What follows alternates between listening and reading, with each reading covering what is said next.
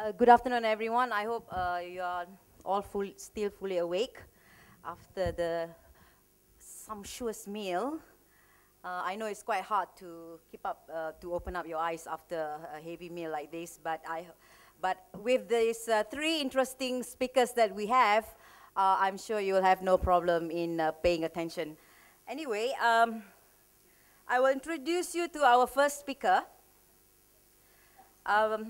Dr. Ong Puay Liu.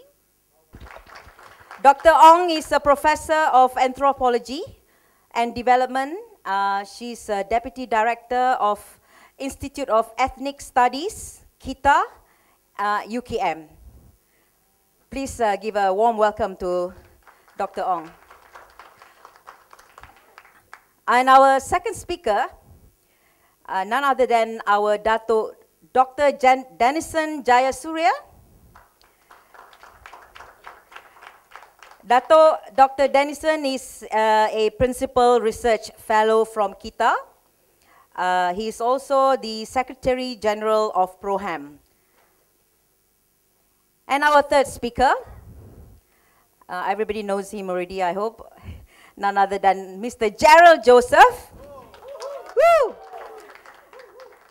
Mr. Jerald is one of the board of directors of KOMAS, and he's also the executive director of Dignity International. So give a warm welcome to all three speakers. I'm sure you are all fully aware that this session we are actually going to discuss, or the speakers are going to discuss on the importance of adhering to the international norms and standards on human rights, especially on the elimination of racial discrimination. So we will find out from the speakers how will the ratification of ICERD, which is the International Convention of on Racial Discrimination, will enable greater protection of victims against racism and promotion of equality in Malaysia. So the speakers will be giving their critical analysis on why Malaysia should or should not follow the international standards. So without further ado, I will start with our first speaker, which is Dr. Ong, in giving her papers. Thank you. Good afternoon, and a very welcome. Selamat petang, yeah? So we have a very arduous task here after lunch. And also, I don't feel empowered because for the first time, I don't have access to the PowerPoint clicking. It's all done in that room that we cannot see, in the dark room. So I would like to ask Angel, who is helping me, to start the ball rolling. Okay.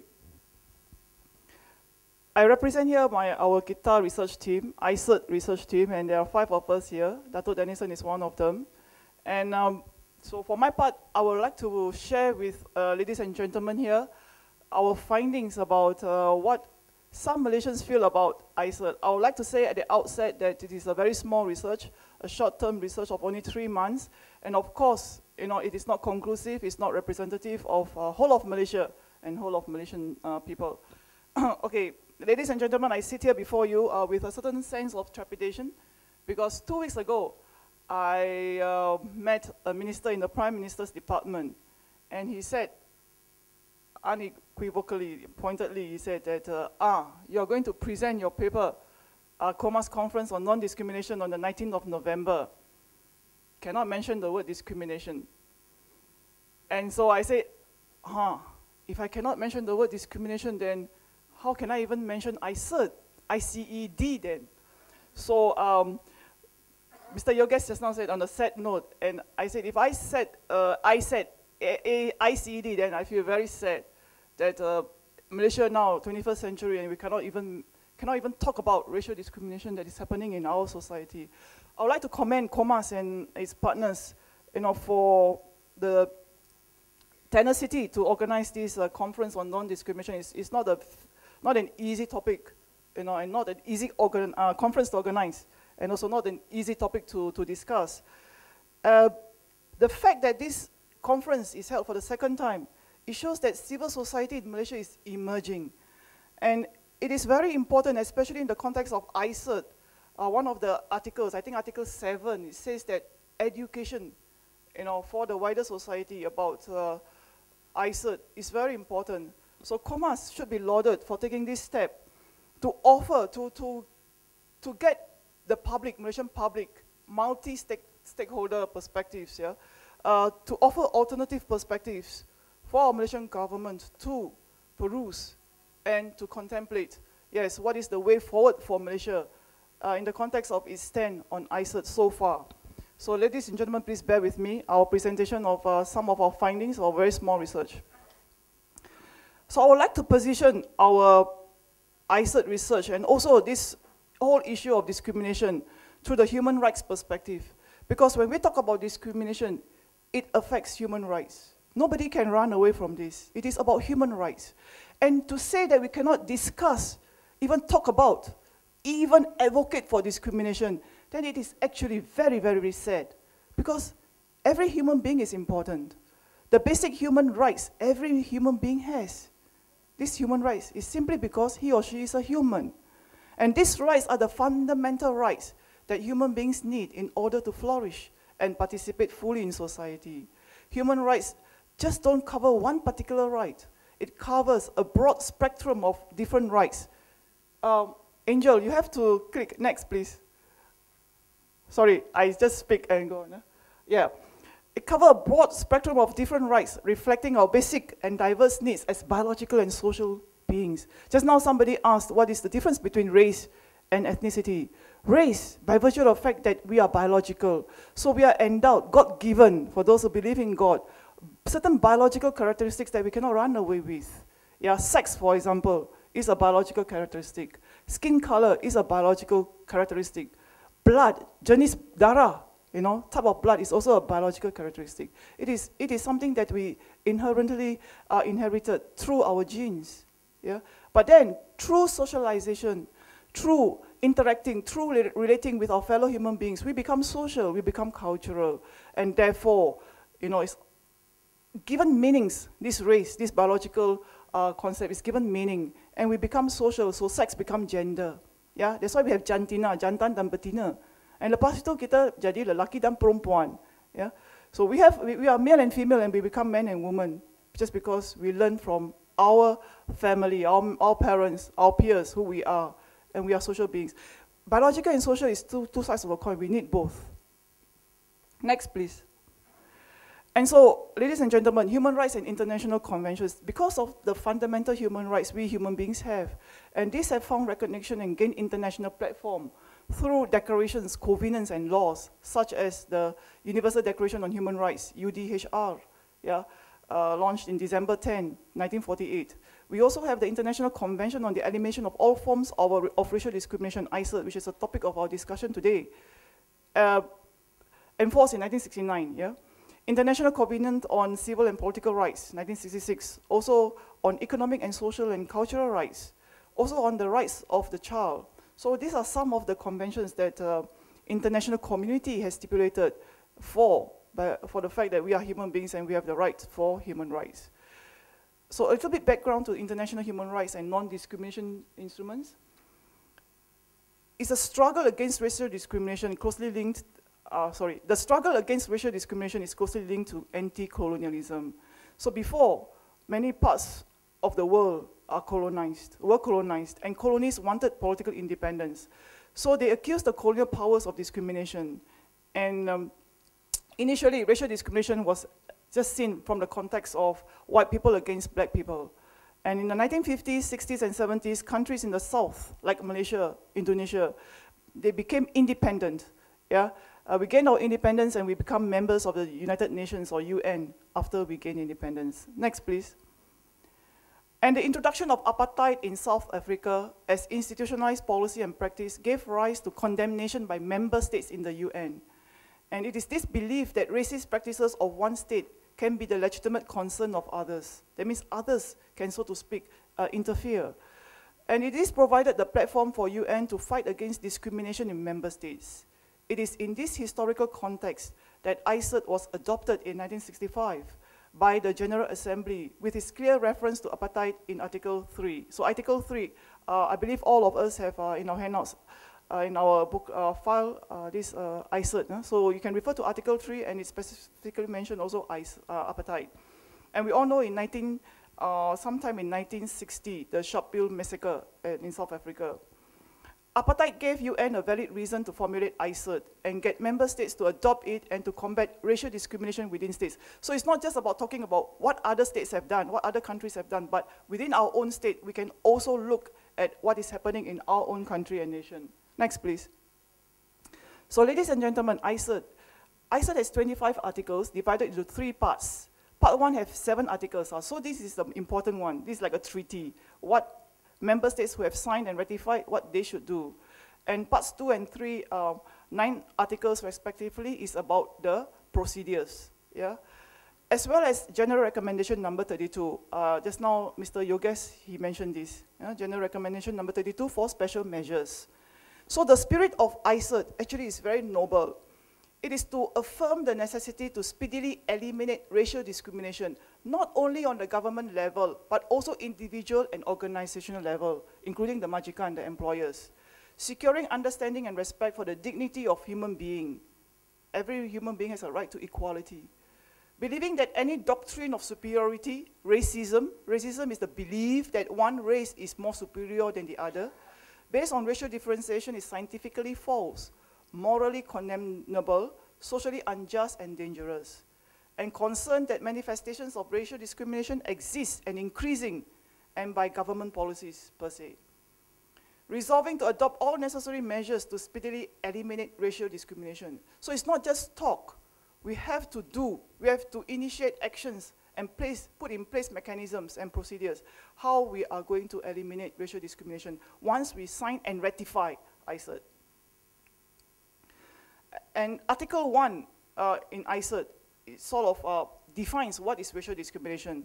So any distinction, exclusion, restriction, or preference based on race, color, descent, national or ethnic origin, which has the purpose or effect of nullifying or impairing the recognition, enjoyment, or exercise on an equal footing, there's a denial of equality here, of human rights and fundamental freedoms in the political, economic, social, cultural, or any other field of public life. So it's not just based on biological characteristics, but it's also based on ethnic. That is the sense of identity, culture, religion, all included in here. So in short, ladies and gentlemen, ICERD requires countries to, 1, condemn all forms of racial discrimination, whether based on race, color, descent, or national or ethnic origin, and to pursue a policy of eliminating racial discrimination, and to guarantee everyone's right to equality before the law, and to various political, civil, economic, and social cultural rights. So ICERD is istimewa. ICERD is special because it is law, legally based. It is a treaty. The ICERD recognizes that affirmative action measures may be necessary to achieve these ends. So even though it says that we have to eliminate racial discrimination, but ICERD gives allowances to people who are disadvantaged, yeah? And government can put in place affirmative action by virtue of Article 1, Part 4, or 2.2, and then also the General Recommendations number 32. So you can have these affirmative action measures, but it's time-bound and objective-bound, not permanent or not long-lasting. And the ICERD also establishes the Committee on Elimination of Racial Discrimination, which we call CERD. This is in Part 2 and Part 3. And in this committee, the CERD, there are 18 experts elected by state parties, and they are empowered to consider complaints from other countries about violations of ICERD. And their role is like a monitoring mechanism to monitor progress towards full implementation of ICERD in countries that have ratified the convention. So it's like a monitoring body. And so, ladies and gentlemen, I'd just like to share with you this graph. Nowhere in the world, no one country in the world, also no one family also, people are all uniform. People display the same characteristics like what Mr. Ho has said just now. So we are living in the world of diversity, even more so in this age of globalization. And to have people who are imbued with stereotyping, the fact that we believe that people of this same color, same size, same stature, same ethnic group, same religion, has the same characteristics, then this is tantamount to stereotyping. And when we have stereotype, because of that, we are prone to prejudice. There's prasangka. We have a negative attitude towards somebody that we have stereotyped negatively. And because of that, it may lead to, not always necessarily lead to, but it may lead to high probability to discrimination. That is unequal treatment based on our stereotyping and prejudice. And ethnocentrism, it is the belief, just now like racism, belief that one race is more superior than the other. Ethnocentrism is the belief that one ethnic group is better than the other, or our own ethnic group is better than the other. And all these four negative characteristics, unwholesome attitudes and actions, will give rise to vulnerability, powerlessness, and voicelessness in terms of the marginalized group. And so we have here, just because you're not the same as us, you're different color, goldfish must be golden in color, and so you're green, therefore you're out. Yeah? And without due respect to individual capabilities. So just now, I forgot who it is, maybe the keynote address mentioned about Kofi Annan. And so I'd like to share with you Secretary General Ban Ki-moon's statement on racism. Racism continues to cause suffering for millions of people around the world. And I look to all people to join the UN in our drive to eliminate racism. We must individually and collectively stamp out racism, stigma, and prejudice. And also someone mentioned Martin Luther King Jr. And in his speech, Martin Luther King, in 1963, and 5 years later, he was assassinated.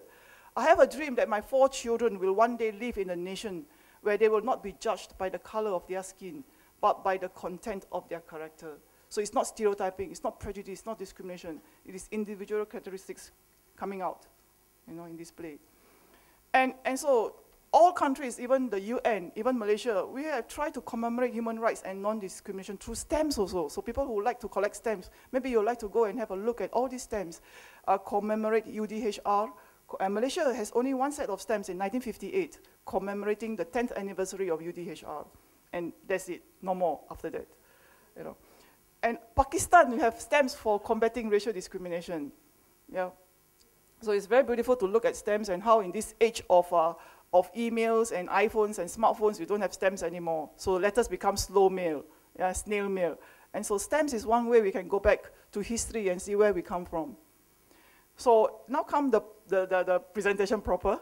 Our KITA-UKM research findings. Like I said just now, it is a 3-month exploratory study, December 2010 to 14th of March 2011. So it's a very, very small study, not survey, and not representative of the whole nation. It's funded by JPNIN. 3 main objectives. One is to look at existing literature on ICERD and Malaysia, and we found that almost nil. People have written about or do research on ICERD and Malaysia. And the fact that Malaysia is not a signatory nor a ratifier. And so we want to know why. And if the considerations and implications for Malaysia, if Malaysia were to sign and ratify, and not to sign and ratify. So it's not just about signing. Signing is just obliged to comply. But ratifier means you are bound by the treaty to do things that are stipulated in ICERD. So for this conference, I would just like to share with you the reasons why Malaysia is not a signatory and ratifier according to the people that we have met, and the implications arising thereof. So like KOMAS today didn't put this banner up. I haven't seen it. Yeah, Jerald? The next, please. Angel?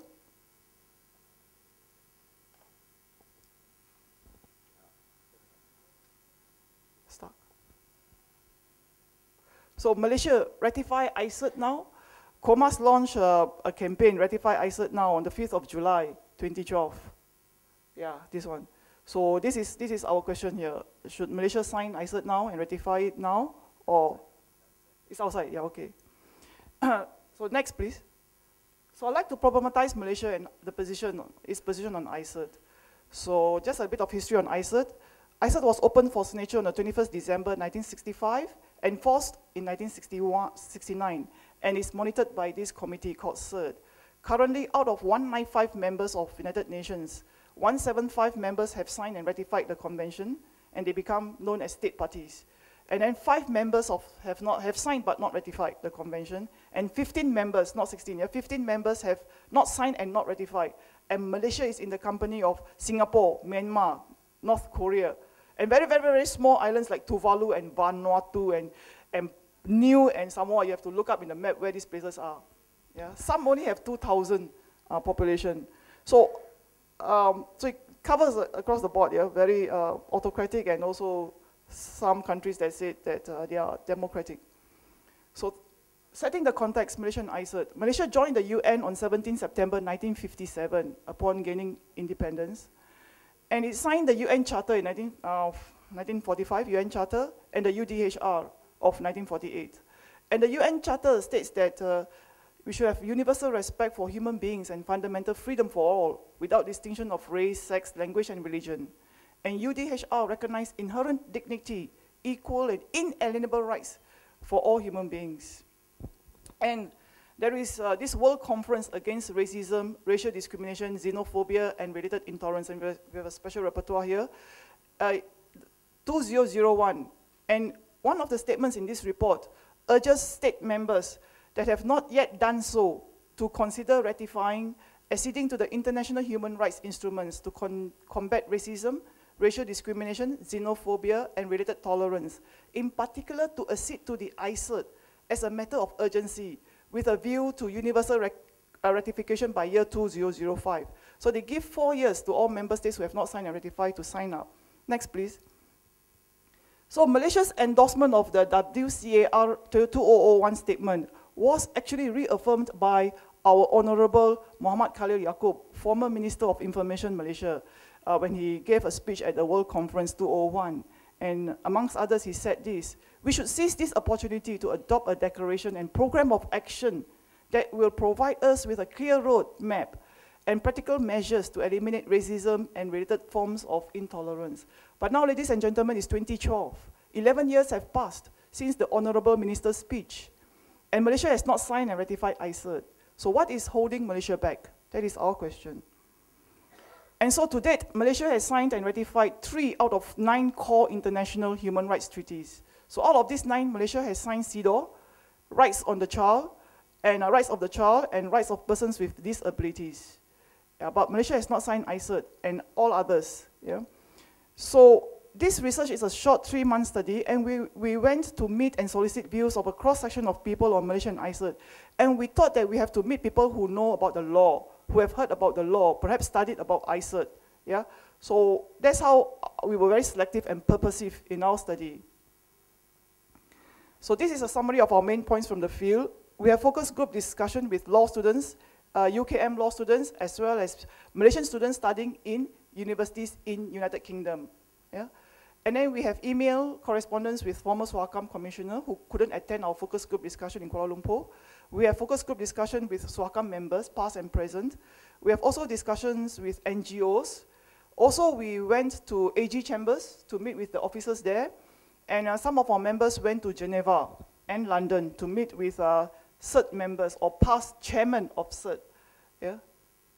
And then just now, like Dr. Denison has said, we also joint organization with JPNIN held 3 roundtable discussions, one at Bangi, and the second one at Kuching, and third one at Kota Kinabalu. So Dr. Denison and his team is in the process of tabulating all the discussion results. So in our FGD with law faculty students at UKM, it's a very small FGD only, and so we said, among others, many questions we asked, but this one for this purpose of this conference, in your opinion, should Malaysia sign and ratify the ICERD? And those in favor of signing, more people are in favor and ratifying than students who say no. So just now somebody mentioned about Hindraf also. In Malaysia, the Hindraf movement is an example of the protest against discrimination or perceived discrimination of the Indian community. So those who say, yes, Malaysia should sign and ratify, they cited discrimination exists in Malaysia. And Article 8 of the Federal Constitution provides for equality. And if there should be affirmative action in Malaysia, it must have a time limit, purpose, and objectives, as stipulated in Article 1.4 and 2.2 of ICERD. And the nature of international law allows for reservations. So even if we sign and ratify, we can still have reservations. And those not in favor of signing and ratifying, he said that we have to take into account historical context and the social contract of Malaysian history. And it is important to practice vigilance when dealing with international law, instruments, and treatises, meaning that we cannot just jump straight away, secara langsung, to sign. We have got to investigate and study first. And then signing ICERD will have an impact on the sovereignty of Malaysia. And this is one point that those who are not in favor always cite, sovereignty. Yeah? There may perhaps be hindrances for Malaysia to sign the ICERD. So they look at the problems now. The existence of race-based or ethnic-based parties, UMNO, MCA, MIC, and also in Sabah and Sarawak. And then when some of us went to the United Kingdom, and we also met with the Malaysian law students there, and those in favor said that ICERD acts as a platform for Malaysia to uphold and recognize human rights instruments that could be translated or assimilated to national law. So this is in accordance with ICERD, that he has got to be law-bound, yeah, law-based. And ICERD is an international instrument that guarantees human rights and non-discrimination. And Asian values approach, where everybody has to kowtow to the leader, yeah, no questions asked, is politically outmoded and theoretically unfounded.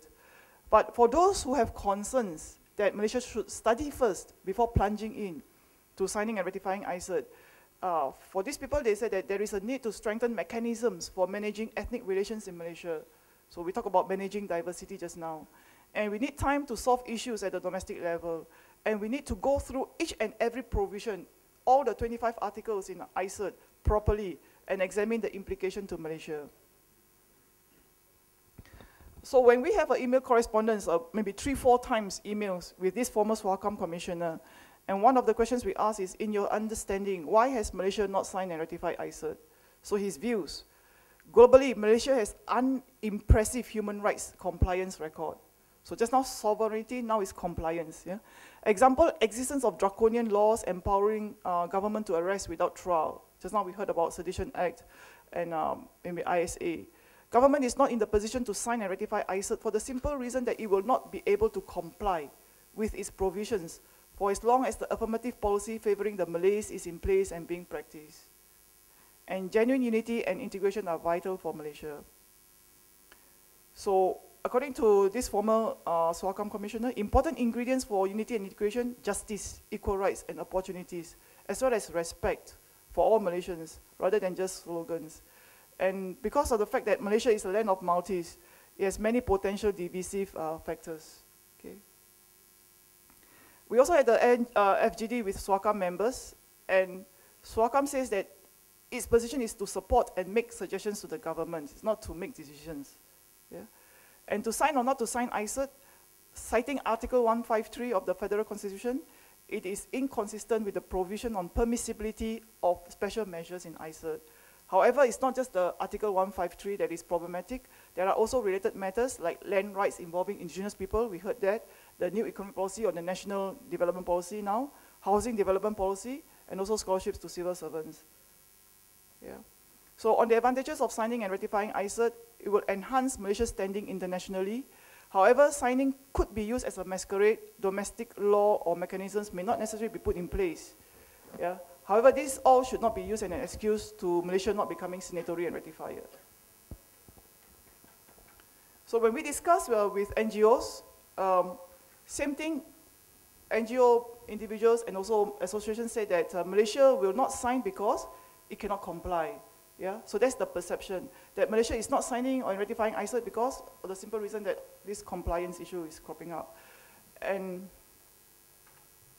even though affirmative action is allowed under the ICERD, but Malaysian government has these reservations. And then we also met with, I'm just fast forwarding because 3 minutes more, meeting with AG Chambers. So the AG Chambers actually has an international affairs division that looks into the legal implementations of whether Malaysia will or should sign and ratify an international convention. And Malaysia takes a cautious approach. So according to AG Chambers, Malaysia just would not plunge into signing anything. It has to be very cautious. Yeah. And same as SWACAM members, AG Chambers officers also said that the challenges are not just Article 153, but also the land laws, Article 8, Article 161A of definition of native. Who is native? In Sabah and Sarawak is different. And also the policy implementation of the abuses and lack of transparency.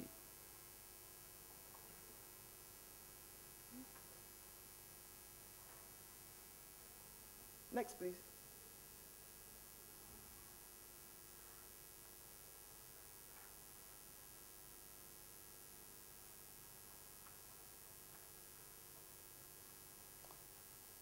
Next, please. So I would like to share with you our visit to, next please, to London, where we met up with the former chairman of CERD. Yeah? Next, please. Professor Emeritus Michael Benton. Next, please. Okay. So Professor Emeritus Michael Benton, he was a former chairperson of the committee and also a member of the UN committee. And even though he's 83 years old, he's a sprightly old man. Yeah, just yesterday, he sent me an article on ICERD, he wrote. Yeah? So he said that when considering whether to sign or not to sign ICERD, the starting point for Malaysian government to think about, and also the Malaysian people, is on the subject of equality and human rights from the UN perspective. So not just to think about discrimination per se, but on equality and human rights. And the question is, why should any country subject itself to international instruments? What is the advantage or benefit? So what are the advantages that we can enjoy if we sign international conventions? So his answer is that if we sign any convention internationally, we can seek reprieve by going to the International Court of Justice, should it feel that there is a violation of human rights. So there is a leeway for us to bring our concerns. And by joining the convention, a member state is making a statement on what human rights is entitled to. And instead of decreasing its sovereignty, it will enhance our sovereignty when it signs and ratifies ICERD, because it is not subtracting or eroding our autonomy or sovereignty. And the member state will look good in the eyes of other member states, in that it could stand up to the scrutiny of others in terms of its human rights records. Yeah? And actually, it's no big deal, according to Michael Benton, because USA, Philippines, Israel, Fiji, they signed and ratified, but they didn't comply 100%. Yeah? And then when they go to the CERD, they have to defend themselves. So I won't be saying this, I'll just skip. Next, please. Then when we went to SOAS, School of African and Oriental and African Studies, we met up with this Professor Mensky. He's a chair for the Ethnic Minority Studies, and also his assistant. And they gave very interesting ideas. So according to Mensky, we should not just join the bandwagon, yeah? And we should think about it, we should study first. And if a country could treat its people justly and equally, it doesn't have to sign anything at all. Yeah? Next, please. And this is by Sham Qayyum. And he said that the advantages of signing ICERD, we can be part of the global community. And signing ICERD could reflect on our value system. And it gives the chance for the government and the people to think about what kinds of value it value most. Is it treating people differently? Is it labeling people according to ethnic? Or is it equality that we want? And according to both of them, why Malaysia has not signed and ratified ICERD is probably a concern for identity. And just now somebody mentioned cultural change. Yes, signing ICERD entails a cultural change. Yeah, a cultural change in our mindset, how we look at ourselves as Malaysians and others. And next, please. Next. So some of us also went to Geneva, and we met up with Patrick Thornberry. He's an expert in CERD, a member. But for Thornberry, only discuss about the technical aspects, the procedural aspects about reports and CERD. So in summary, next please. So moderator, just 2 minutes. I would like to summarize the main points of our ICERD research. One is that all participants agree that there is ethnic or racial discrimination in Malaysia. And it is timely for Malaysia to re-examine its position in relation with ICERD. Yeah, most agree, yeah, but some say study first. Challenges lay in politics, as well as the concern for identity and the state of readiness for a change in identity. Overall, there are more participants who said Malaysia should sign and ratify ICERD than participants who said otherwise. And then breaking down the structures of discrimination will pave the way for genuine national unity and integration among the different ethnic groups in Malaysia. And actually, ICERD and General Recommendation number 32 permits affirmative action. Next, please. So the core obstacles, ladies and gentlemen, next, please, is the fear of non-compliance to the provisions of ICERD, and then the concern that signing and ratifying ICERD will erode Malaysia's sovereignty. And then this anxiety over Article 153 and other affirmative action policies. Next, please. So I would like to leave, ladies and gentlemen, with these metrics here. What if Malaysia sign and ratify? What are the advantages? And what if Malaysia sign and ratify? What are the disadvantages? On the other side of it, if Malaysia still persists in not signing and ratifying, what are the advantages and disadvantages? So for the advantages for signing and ratifying, enhanced image and sovereignty, we can stand up to the international community and say that, yes, we have certain policies, but this is our rationale. And we are able to stand up to scrutiny. It gives us an opportunity to review policies and acts and laws, uphold the value of respect and equality, human rights and fundamental freedom. And it paved the way for better ethnic racial relations, cohesion, solidarity, and unity. But if we sign and ratify, the disadvantage is we need to write report for international scrutiny, first every year and then every second year. And then our sovereignty might be challenged, and then we need to comply with international standards. And if we persist in not signing and ratifying, then the advantage is good because we are not subjected to international scrutiny. And we can carry on with our existing discriminatory policies, acts, and laws, if there is. Yeah. But then we will be, the negative side is that we will be the subject of constant inquiry. Why? Why? That means you're practicing racial discrimination. That's why you're scared. Yeah? And then this perception of existence and practice of discrimination. Discriminatory policies and behavior left unchecked. Yeah, this abuse. And then bound to be multiple, bountiful grievances and tensions among ethnic groups in Malaysia. So food for thought, ladies and gentlemen, what do the people of Malaysia, grassroots and across the levels, think about ICERD? People in Peninsular Malaysia, orang Asli, and also the natives of Sabah and Sarawak and the non-natives of Sabah and Sarawak. So what do we think about ICERD? Thank you for your attention. Thank you, Dr. Ong. Well, everybody should now have an in-depth knowledge of what ICERD is. I just have one comment, what is holding Malaysia back. There will be a long queue of complaints at the committee stage, I think. That's why they don't want to ratify it. Anyway, without wasting any more time, I'm inviting our second speaker, Datuk Dr. Denison, to give his analysis.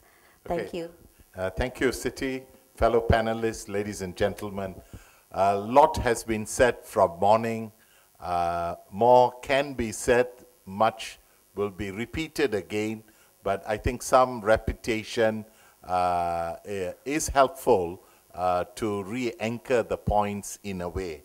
I have 5 basic points that I would like to highlight in this context, points that have been highlighted before. I'll try my best not to repeat what Dr. Ong has provided. I'm not sure what Jerald has in mind. But in terms of Malaysia ratifying ICERD, I think Dr. Ong's final slide showed pros and cons, positive and issues. And these are the points I would make at this point. Firstly, I think it will really enhance Malaysia's position globally. Because one of the things that has not come into a full circle of discussion is that while Malaysia brands itself globally for moderation and other things, its track record, as what Professor Benton highlighted, even in contrast to OIC countries, is not very exemplary. That means Muslim majority countries like Indonesia, and other countries of the 50 OIC countries, a majority have ratified ICERD. And even if we take it, we don't want UDHR, as some officers tell us in discussions in government agency, then even on the basis of Cairo Declaration, we have to, because in the Cairo Declaration, it brings the theme of God as creator of human beings, and we are all equal. And the equality theme emerges very strong in the Cairo Declaration and the way OIC countries have responded. Once again, we see the shift in ASEAN. Large partners of ASEAN, Philippines, Indonesia, Thailand, have all ratified ICERD already. Now, it will look awkward, and it might happen as well very soon, that Myanmar will ratify ICERD in the way it's going now with the democratic and human rights reforms, that Malaysia is left actually with North Korea and a few other countries in not ratifying. So the justification globally in the kind of political tone and the way Malaysia has branded itself would be quite negative. Now, whether we ratify it or not, public scrutiny on Malaysia and any area of violation takes place, because Malaysia is going through the Universal Periodical Review. And in that, Malaysia comes up next year. I know NGOs have prepared their reports, the UN agencies are preparing the reports, and all this become part of global scrutiny.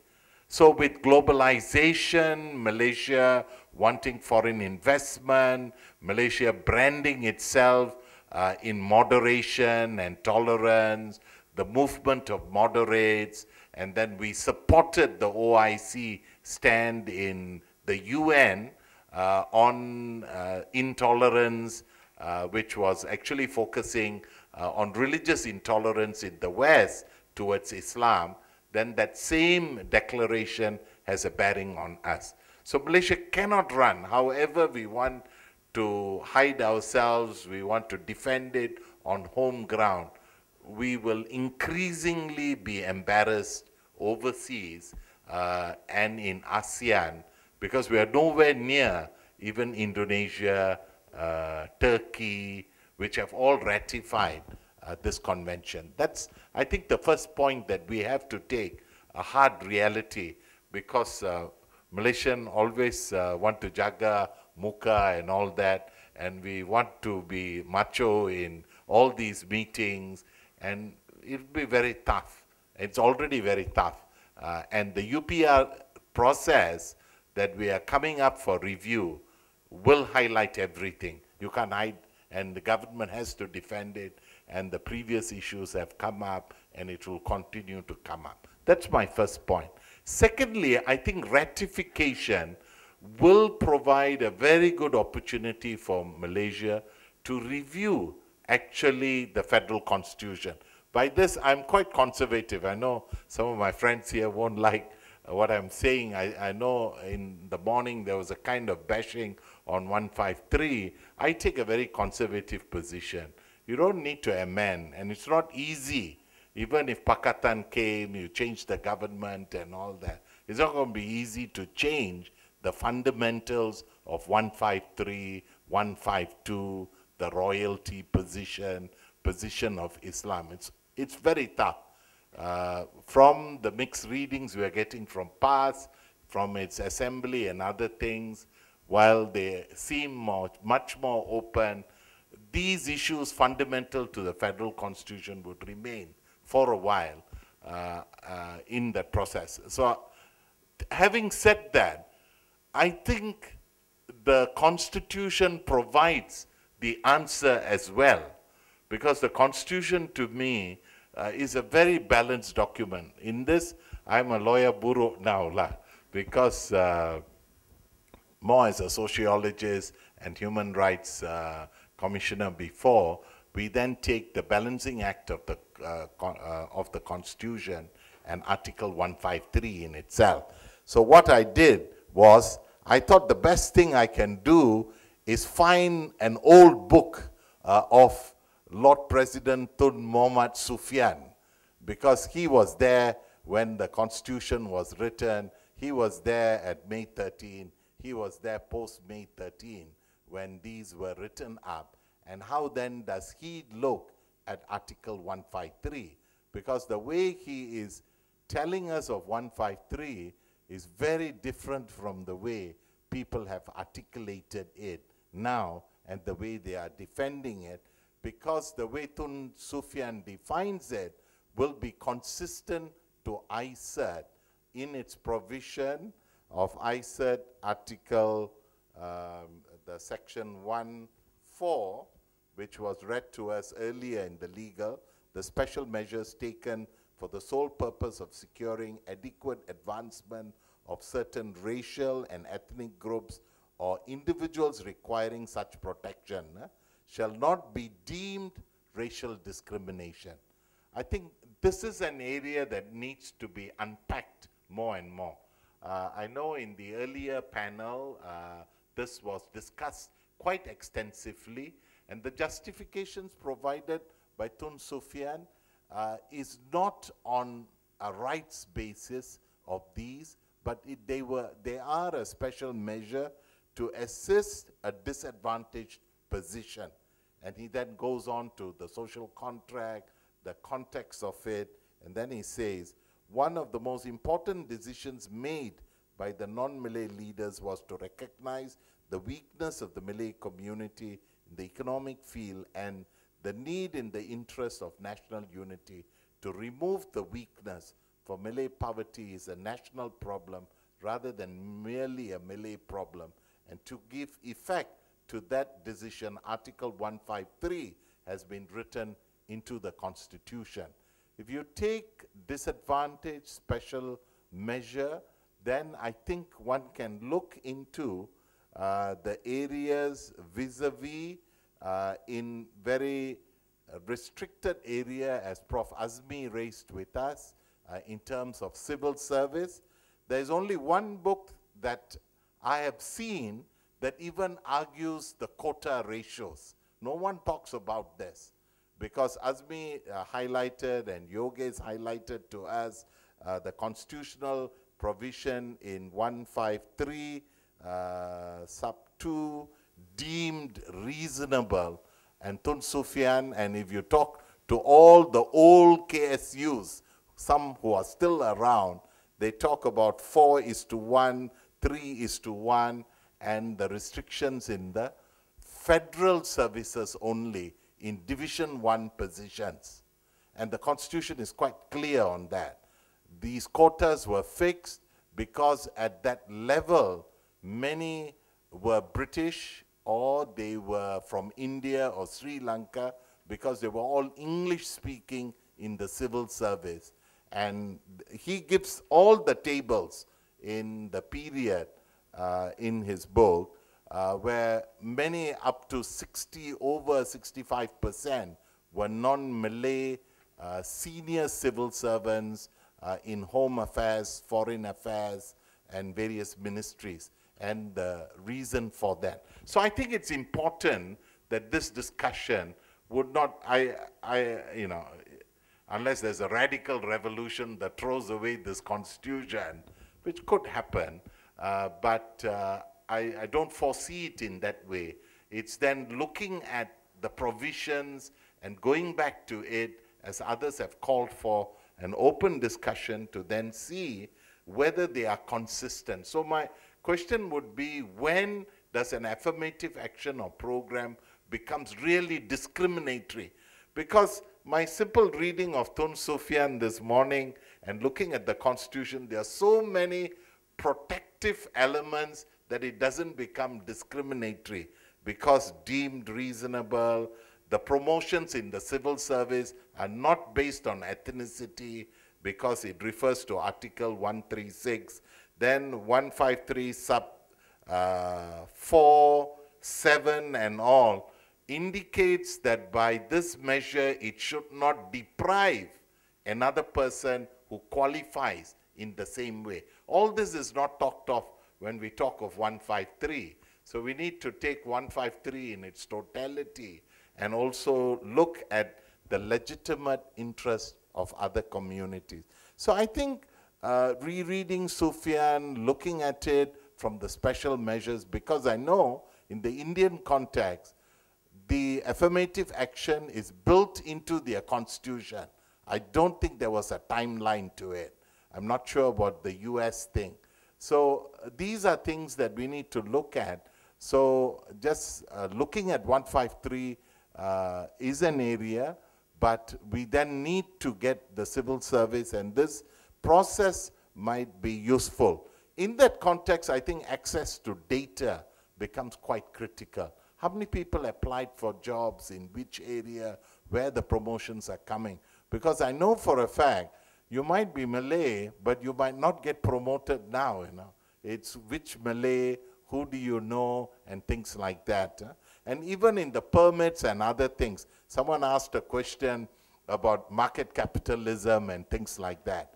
So affirmative action can use market capitalism, and my simplest example that I've used, because every time I get into a taxi from KLIA or LCCT back to Subang, I always talk to the taxi driver to find out whose taxi, whose permit, what is his earning capacity. By the time I reach my house, I can assess who is going to vote for in the next general election, because they're all mad against the policies.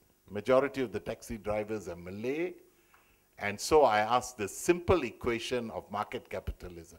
You got 1,000 permits, how are you going to give it using 153? You give it to one man who sets up a company and becomes a multi-millionaire the next day.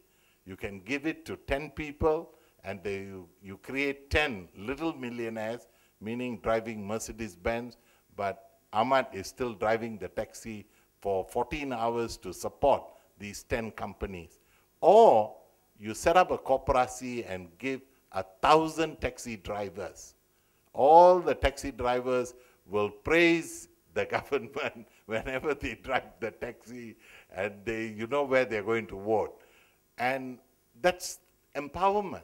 So if 153 is to really affect taxi drivers, then it should go to the ordinary Malay taxi driver. Now, I know I'm stretching this point longer. One morning when my wife and I came back from an overseas trip, we sat in a taxi and I asked this guy, a big-sized Malay gentleman, does he own this taxi? He says, no. Do you own the permit? He said, no. So I asked him, how come you can't get? Are you an Indon? I asked him, because it was 3 a.m. He was angry with me. He said he's from Perlis. So I asked him, how come you can't get the taxi? You know, he said he can't find 5,000 ringgit down payment. Why can't you get 5,000? You got tekun, you got marah. He said, untuk itu abang, you nak contact mana saya ada orang. Saya baru datang KL, he said.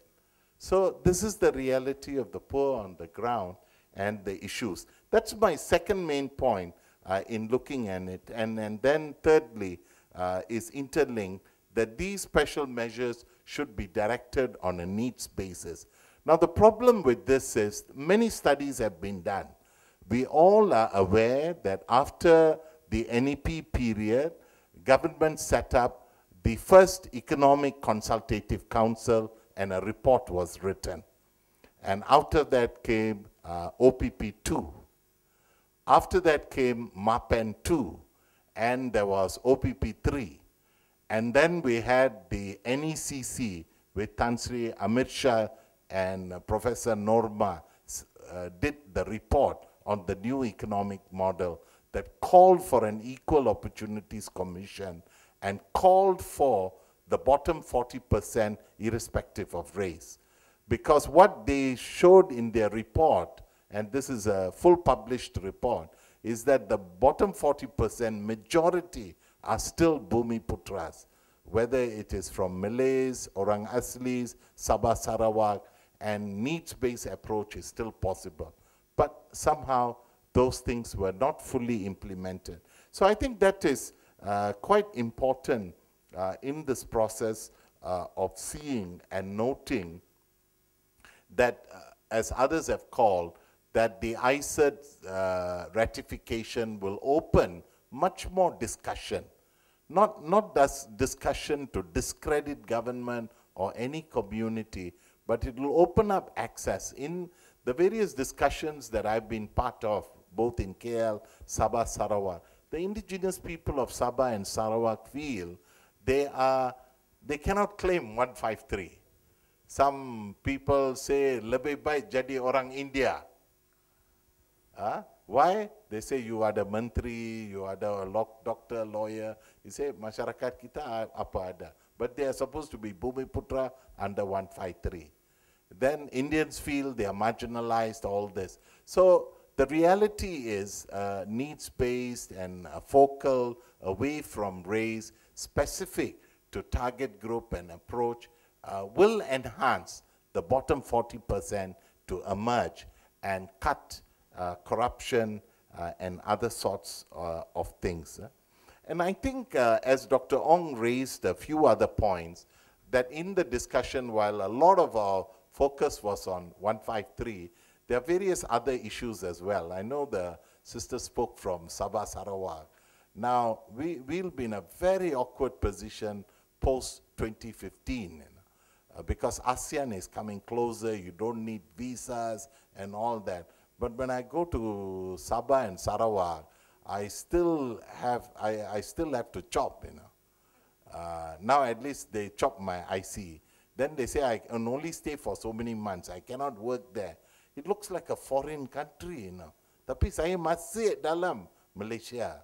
So when we talk of all this, let's not be selective in looking at it.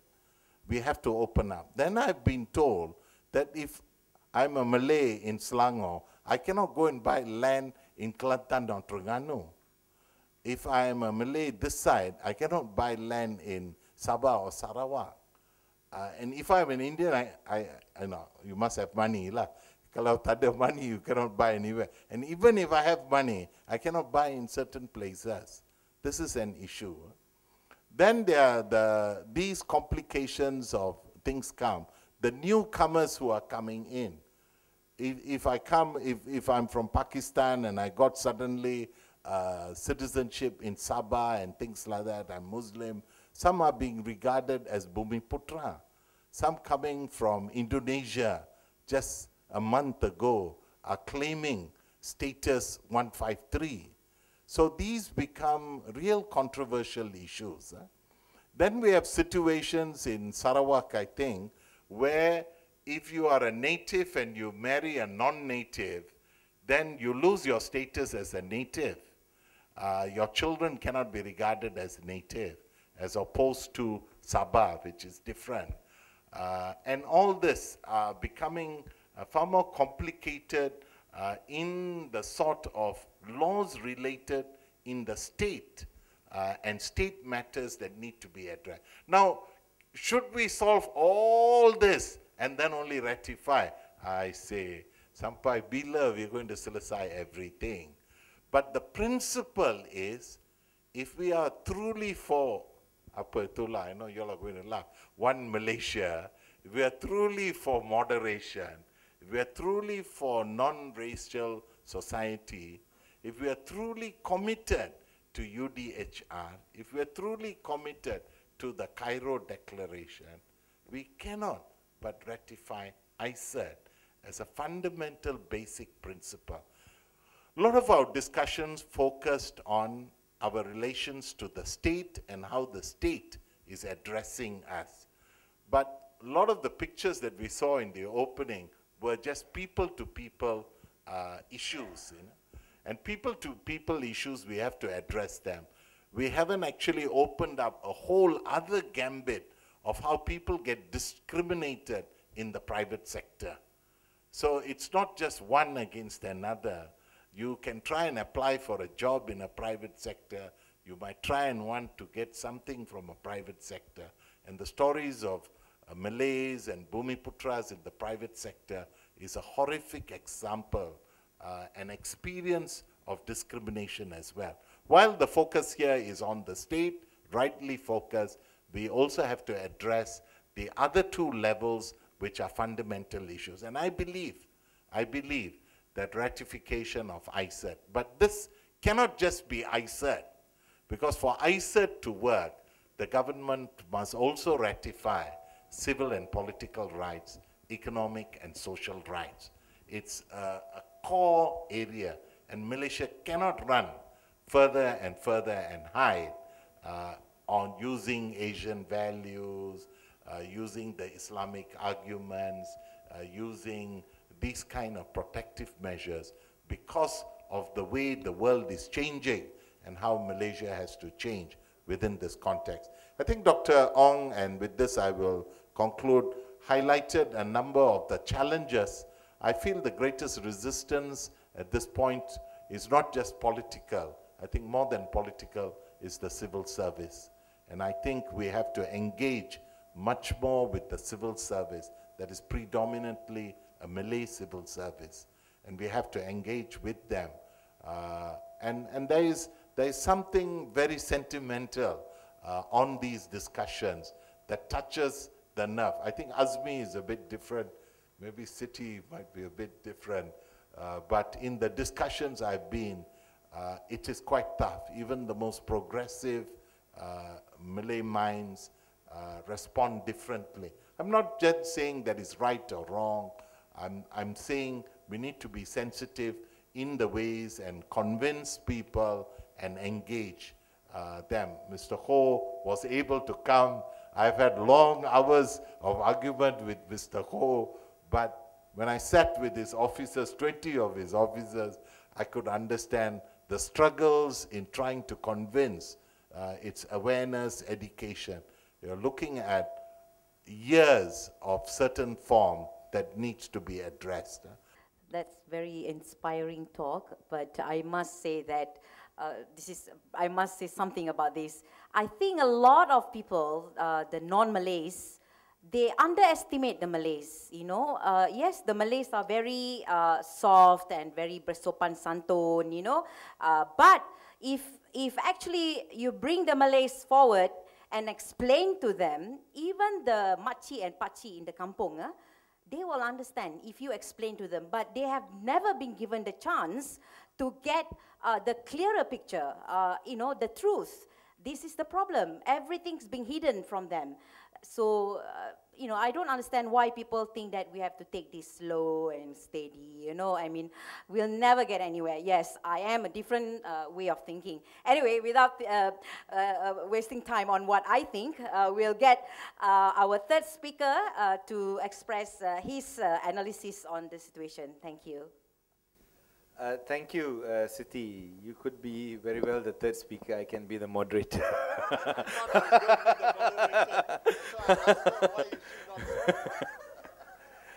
Okay, I think from the morning, I think the justification on why KOMAS and 7 other groups, including KITA, PROHAM, Lawyers for Liberty, Malaysia, the Bar Council of Human Rights, LLG, Tenaga Nita, are in the working group to launch this CERD ratification campaign. There must be a reason why we are trying different ways to change Malaysia. I think you have provided all the reasons on why there's so many things at the micro level as well as the macro, which means policy, law, and in practice. Examples of a 7-year-old kid either being subject to differentiation and a 7-year-old kid who's taught to differentiate. Where did that come from? So I think the justifications are clear. I just want to start off by speaking to reality. 44 NGOs about a year and a half ago, when during the Durban review, there was a big world conference against racism in 2001. Malaysian government participated. They came up with a big document called the Durban Declaration and Plan of Action, and I think the Malaysian government is following up on that. And although we have not heard what they are doing, but I know JPNIN is supposed to have some plan of action. This is part of our background information why we need to work with government. Because when I was in Geneva presenting the paper, I was on a panel in the Human Rights Council after 10 years of Durban. So I said that we have not heard anything as civil society. I don't know what's the action plan. And then I was reprimanded by one of the deputy DGs. I forget his name. He was in Geneva. He said, "Apalah ni you? We have a plan of action." So I said, "Oh, is that true? Where is that? I have no clue. How do you come up with? Where do I find the information?" So there's a lot of plans, but either the plans are not shared with us or it's not inclusive. And even if there's a change of plan, it's really, I don't know who made the plans. You know? So this is part of the kind of governance that needs to improve. But to the background of this document that we took to Durban, we submitted it to the Malaysian government before that. Because in that document that all governments signed 10 years ago, they promised to combat racism, racial discrimination, xenophobia and other intolerance to urgently take action. So our question was, where is this action? One is lack of absence of information, active engagement, civil society. That remains a very crucial difficulty in Malaysia. The National Action Plan that now I just found out is a new action plan coming up. It should be online soon for the next 3 years or 5 years. But again, we find out in bits and pieces. And of course, the non-ratification of covenants. So we said that looking at Malaysia as it is a year and a half ago, very much relevant still today, and I think some of you spoke about it, the institutionalized race-based discrimination. I think that's what we are speaking about. It's not individuals who are racist. It's embedded in society. It's embedded in the social fabric of Malaysia through history. And we need to rewrite that script of Malaysia. It's not only in the public sector, it's also in the private sector. You hear enough stories of how even private companies play that racial card. And that's why when you hear legitimate voices of minority coming out, I mean the example just now by Dr. Ong about Hindrafs coming up for the Indian minority. You hear complaints about mother tongue education by some Chinese-speaking educationists. You hear the Orang Aslis here who have time and time again now much more organized and telling us, you have forgotten us. You don't even figure us in the equation.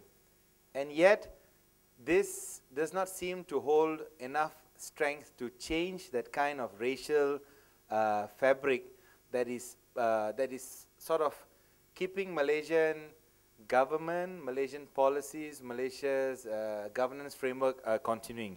So this is the first thing that I think the justification why we need anything and everything to change the present Malaysia. And CERD becomes one of our tools.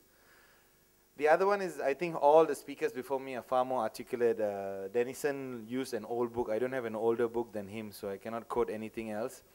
On the race-based affirmative action. And I think the challenge now is, the debate is race-based or needs-based. I think somebody mentioned it this morning, It's become so sacrosanct when you talk about new economic policy and even 153, that the newspaper, we don't know what the newspaper will carry tomorrow or next week or based on this, because all you need is you need a small group like Perkasa to spin this out, and the Utusan Malaysia will carry the news, and it will carry weight.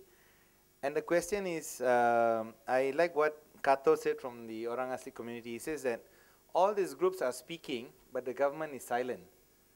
It is not the government who's speaking. We know the government does not say that. But if you are silent, then you're guilty by association, because the government of the day has responsibility and duty to the nation and to its people. Keeping silence is not an option. So, and we realize that this type of majoritarian ethno-nationalism is given bigger space. And I think today that's shifting.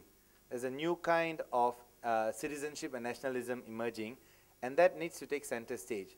But which politician? I think somebody asked a friend who was working in the court systems. He says that who are our leaders with enough political will to change the mindset? And I think this is a trap situation, because you can always say the people are not ready. You can always say the leaders need to take time. But in any country, change happens because the government of the day takes upon itself its responsibility to educate or re-educate or reformulate or change society. We are not what we are today as in the 70s. There have been so many thinking, rethinking, and we have shifted. All societies do that. So there's no excuse not to move in that direction. We also recognize the NGOs, the 44 NGOs that signed this document, that racial profiling is continuing. How the police treat different segments of society. You can ask the Orang Aslis how they get treated in school. Yesterday, with a dialogue with Dr. Mutuma, they gave some examples of in a class, one group is put here, one group is put there. This is the Orang Asli because they are considered stupid, weak, so the teacher focuses on this. So this kind of concept continues. How you're treated in a police station, how when you go to an enforcement agency, to a frontline counter, what happens? And I think we need to take this as honest as possible and say, this is not what we want. We want a different kind of Malaysia. I think a gentleman spoke just now about race-based politics, and this is, I think, the core of Malaysia. How come we've allowed political parties that use the definition of ethnic identity or race as a reason to be a party that can gain majority support? Something is wrong if the majority of us allow that, no? Whatever the justification 54 years ago, it should not hold ground, and we should be daring enough to say close down race-based parties. I mean, they can merge, re-merge, re-emerge, rework themselves. The political party of Indonesia, Golkar, which was a military party, lost, got kicked out. Suharto was brought down by students in 1997-98. Golkar lost, went out. 10 years later, it's back in the political field. But it is not the Golkar of before. It still have leanings and connections with some military powers, but it's now a believer of democracy, human rights, much more than what it was before. I'm saying that all the parties based on race need to reevaluate the identity. If not, you're irrelevant in this day-to-day. If you're still trying to sell either your color, your race, identity, your history, or your Chris for that matter, that needs to go. And this is why we think CERD becomes a standard for us to reevaluate the nation. The nation is at 50 over years, and it's okay for us to seek changes in a nation. Another reason why we think there is justification is because the manipulation of the media to perpetuate racism, and government is silent, either silent or a partner of in crime. There is no way newspapers can be allowed to say what it does, and then later on just pull back, because the newspaper know what they say the next day, they just keep quiet and we forget. So in 1 year, Utusan Malaysia, Star, whichever newspaper have said so many wrong things, and many of these are linked to racism and religious bigotry. And that's the reason why we think there's no standards. Our standards are very low. That's why CERD provides another way of looking up the standards. It's always pushing up the standards. No government can justify that we have to be this way because we are this way. Then there would not have been changes in all the countries in the world, including our neighbors. I think the case of xenophobia against migrant workers is well documented. The most recent, 1 week ago, people in uniform, police officers, think that they have the power to rape a migrant worker. And this is a very heinous crime, but if you look at us, the NGOs who have been working, they can give you tremendous amounts of documenting and data on migrant workers. Why is that kind of thinking embedded in us? But this is, I must tell you, is both government and us, society. Government, lack of enforcement, lack of law, but you and I are perpetuators of that kind of thinking, or at least our relatives who may employ a domestic helper may treat them badly. Where did that come from? Because the basic construct of Malaysia is race segregation. By race, we think of you differently. So what's us to stop thinking negatively about the Orang Asli, and what more somebody from far away, Indonesia, Philippines, what more somebody from Africa, you know, the kind of thinking we have of. So this kind of xenophobia needs to be checked and stopped. I think the same about refugees, asylum seekers. I think today the indigenous people themselves spoke directly about the issues, and that's well documented. It continues, it continues. That kind of paternalistic or patronage for another group is actually anti-human rights. People can speak for them, for themselves. And we have a whole list of multiple intersections of discrimination, of course, including LGBT issues and also issues of women. I'm giving you this list because I say we need to handle directly our difficulties in order to change it, and that's our starting point. How we do it? One is we've been doing education, the KOMAS videos and the KOMAS cartoon booklets. There's a booklet here on, so we are trying always to come up with different ways to talk to people. I think Siti said we have not talked to the machi and pachi, the auntie, uncle, grandfather, grandmother out in the villages or plantation. We have not done that, but how long are we going to do? Who's going to do this? NGOs, 2-3 staff. We hope to work with Jabatan, JPNIN, or with the ministry, but it's so difficult to get traction to work as partners fighting racism, and that I think needs to change. This is the background of context of why we've been pushing for a ratification. And Denison in his opening speech mentioned yesterday our Prime Minister proudly signed a very weak declaration called the ASEAN Human Rights Declaration. No? It's been attacked by NGOs for the last 1 year, but you know how all governments in ASEAN are, they like this kind of signing and taking photographs. So that is done now. We have an ASEAN Human Rights Declaration. But I want to read 2 points, the general principles 1 and 2 that Najib yesterday signed and supposed to be adhering to. All persons are born free and equal in dignity and rights. They are endowed with reason and conscience and should act towards one another in a spirit of humanity. So we are all born free and equal, which means Najib has agreed to this, our Prime Minister, in Phnom Penh. He has signed to this. Now we ask ourselves, is this happening in our country? The general principle 2, every person is entitled to the rights and freedoms set forth herein without distinction of any kind, such as race, gender, age, language, religion, political or other opinion, national, social origin, economic status, birth, disability or other status. Our Prime Minister has said this is what Malaysia believes in, but he said it of course in Phnom Penh. Now we need the same Prime Minister to come back and reread our constitution and our policies in the light of what he has believed is happening. Baru 14 minit lah. Dia tipu ni. Okay, so I'm just going to end with the, some points on how we need to tackle. I think most of it has been mentioned by Dr. Ong and Denison. Why CERD needs to happen? I don't think the answer lies in an international convention. It's not that the international treaty is our answer to Malaysian problem. It's not.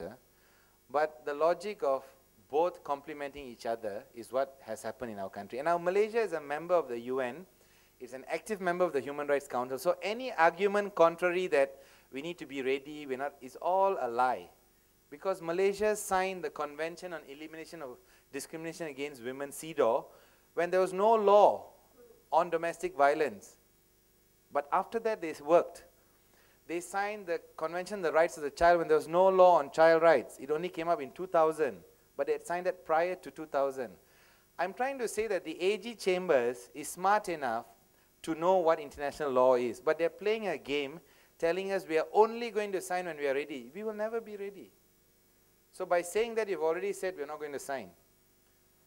But Malaysia is not ready, but Najib has just signed on to the ASEAN Declaration on Human Rights. We are not ready, going by the AG logic. So I don't know which department is in charge of our country. We need to work that one out, because sometimes I'm a bit confused between statements, but I think I got to guess who's in power, really. The current situation, so one is Malaysia is a member of the UN. Malaysia, it's time to become a party, because one is the One Malaysia. I think Mr. Ho put up the vision, the mission, the plan. If you have that, then what's the problem of ratifying? If you don't have that, I think it's more difficult.